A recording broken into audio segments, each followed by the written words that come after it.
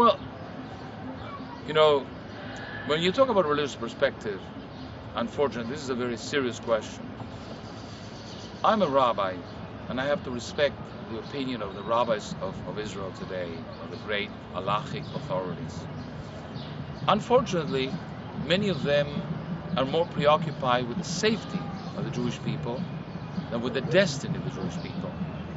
Sometimes, I think in their kindness, they are so preoccupied that another soldier shouldn't die, that unfortunately, they are not aware or realize that this policy is going to lead to even more deaths. So I personally disagree with these rabbis. I have other rabbis who would have agreed with me, who would agree with me.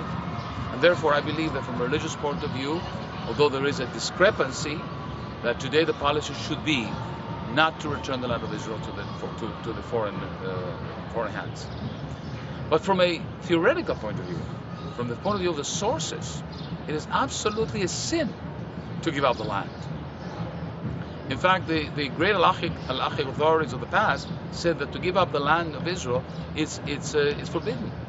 You're not allowed to give the land of Israel to the non-Jews. So the Torah, the Talmud, the halachic authorities of the Middle Ages, all the Shulchan Aruch, all agree to give up the land of Israel is forbidden. So today there is a new argument, which is not accepted by everybody, that if it's going to save lives, we are allowed to give it. Now, this argument was used many times. Before Oslo, we had some intifada and maybe some victims were killed. After Oslo, we've had thousands of deaths, much worse than before. So the argument, the giving up of land saves lives, is wrong. So since that argument is wrong, and since giving up land in general is a sin, I believe that religious Jews today should absolutely reject the concept of land for peace. And I also have a personal request. I may be more comfortable today, perhaps, giving up the land of Israel to a non-Jew. Maybe it will give me some advantage, personal, economic, safety. But what will I say to my children and my grandchildren? That my land was in my hand and I give it away. I'm giving away their heritage, their inheritance. That, I think, is irresponsible. And would you consider the West Bank, Judea and Samaria, their land? Their meaning your grandchildren's land? The land of Israel is really one. The so-called West Bank is the most important part of the land of Israel. In fact, if somebody would told me that I should give up Tel Aviv with all its beautiful buildings, it would be less important than giving up Hebron. Because Hebron is where we were born. It represents our history. I once said, Judea is the name that gives the name of Jews its name. Can you imagine that France would give up the area called France? How could a French be called French if he gives up France? How could an Italian be an Italian if he gives up Italy? Could an Italian be called an Italian in Afghanistan?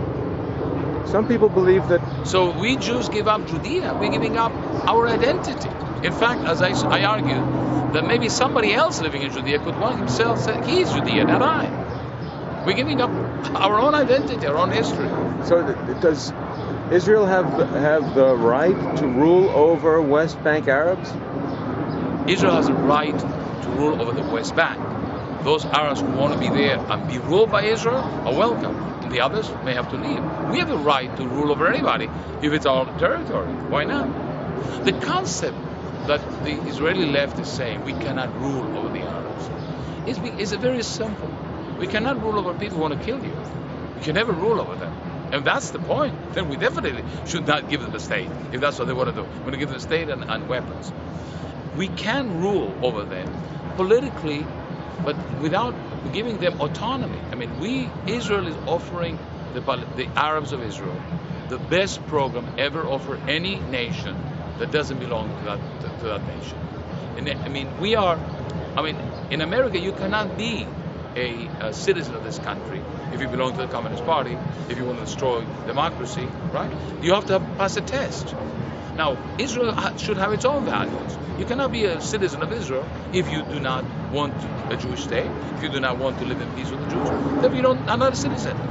Israel should recognize fully as citizens any Arab who adheres to the principles of the Jewish state. and not give. And part of the Jewish state is that the Jewish state will continue to be Jewish, which means it will not have. I mean, Arabs who want to be part of the state in a municipal level are entitled to do that, but not to change the status of the nation. Of the nation of Israel under current borders, but what about the Judean Samaritan Arabs? Well, I agree with you. I do not have any difference. To me, there's no difference between Judea and Samaria and the rest of Israel. The so-called Green Line was a political demarcation. It's not a historical demarcation. We now have Judea and Samaria as part of our land. It's not. It's like saying, we occupy, even in America, we occupy Texas. I mean, it's true that some Mexicans are saying that perhaps Texas should not be part of the United States. But Americans will not admit to that. It's finished. It's our land. It's no longer Mexico. It used to be Mexico once, and so on. When the Jews rule Judea and Samaria, we cannot give it up. And especially when we already have over 250,000 people living in that area, in our area. There's no way we're going to expel them as we expelled them in Gush Katif. Israel should keep those territories as their own. They were part of their land when the land was given to them. It was the only reason we do not have Judea and Samaria is war, and war should not be rewarded. When before the war, Jews could live anywhere. The partition is voided. Today we do not have a partition. There's only one nation in the land of Israel that wants to make a state there. That is the Jewish people. Are you proposing annexing the land? Absolutely, absolutely. Well, how can you annex a land with a hostile population? Well, that's a very important technical question. Frankly, I'll ask you another question. Do you think that the Israeli Arabs who live on the other side of the Green Line are not hostile? Some of them already have, aided suicide bombers, including in Jerusalem, the recent attack on the yeshiva in Merkaz Arab. It's a problem. We have a serious problem. I think that the history does not have a case of this nature. Theoretically, I would suggest that when the Jews moved from the Arab countries, were counted, by the way, 1.5 million were expelled from their Arab cities and towns.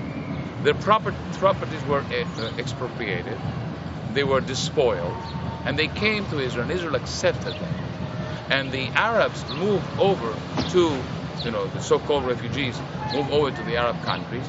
But that effectively should have created a population transfer. The Jews moved into Israel, and the Arabs moved outside. It was Israeli kindness and desire to live in peace with the Arabs. And even in the Declaration of Independence of Israel said we reached out to the Arabs, we wanted them to stay. We know the story how the Arabs the Arab nations were saying to the Arabs, leave. And many leaders, particularly in Haifa, were saying to the Arabs, stay, we are our brothers, stay with us, and don't leave.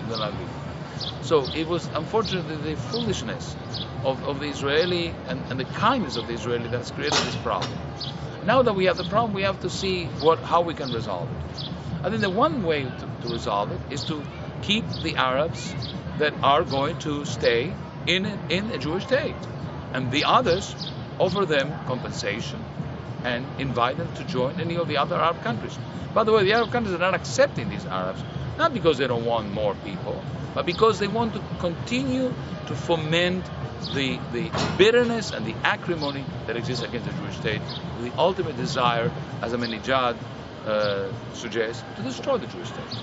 So the Palestinians are being used as pawns in a global Arab game of destroying and in fact, as a Palestinian, I would be angry with the Arab nations. I want to just tell you a brief story for your readers. In Israel, when Israel took over areas of the West Bank, Judea and Samaria, they found that the Judeans had created for them the most squalid conditions in the most terrible refugee camps. And when Israel came and saw the sanitary conditions of these people, without sewer, without water, and the sickness of these places, in its own humanitarian aid, went out of its way to provide these people with health, to help them in building better homes. And eventually, in several places, I saw with my own eyes, they build a town with beautiful homes, with indoor plumbing and water right next to the refugee camp. In many cases, you can go to Israel and see these places still uninhabited. Nobody moves in. Why? Because it is politically incorrect to move away from the refugee camp. It is better to continue to hold the Israelis. This is what you created. Because if you move into the nice place, what would CNN tell about the poor Palestinians when they're living in beautiful homes? So imagine how cruel the Palestinian politicians and the Arab politicians have been in condemning these people to a life of squalor, poverty, that engenders terrorism and hatred. This is the enemy that we are dealing with. So I don't know the answer to this question. But you know what? I think that we have to be honest. You want to fight with us, we'll fight with you. You want to live in peace, we'll live in peace. But you cannot live in peace if you want to live in war. There is a kind of asymmetry here. We want to say we're going to give you a state, so in your state you're going to plan war against us. That's foolish. Israel should control those territories, annex them, and tell the population you have a choice. You want to have war? Go outside and fight with us from somewhere else, but not from here. You want to live here in peace? We'll give you every chance. Education, health, the uplifting of your social life. We are just one thing we cannot give you unless you convert to Judaism. We cannot give you the right to change the nature of this state. This is a Jewish state. Now, and that is rare. Yeah. And where can people get more information? Well, we have a website right now called onelandofisrael.org. The email is contact@onelandofisrael.org. We'll be happy to talk to people and explain. I just want to clarify, by the way, that we do not offer a political plan. We are essentially, right now, our purpose is to educate people in that this is our land. Somebody with more creativity and more imagination eventually will come up with some solution.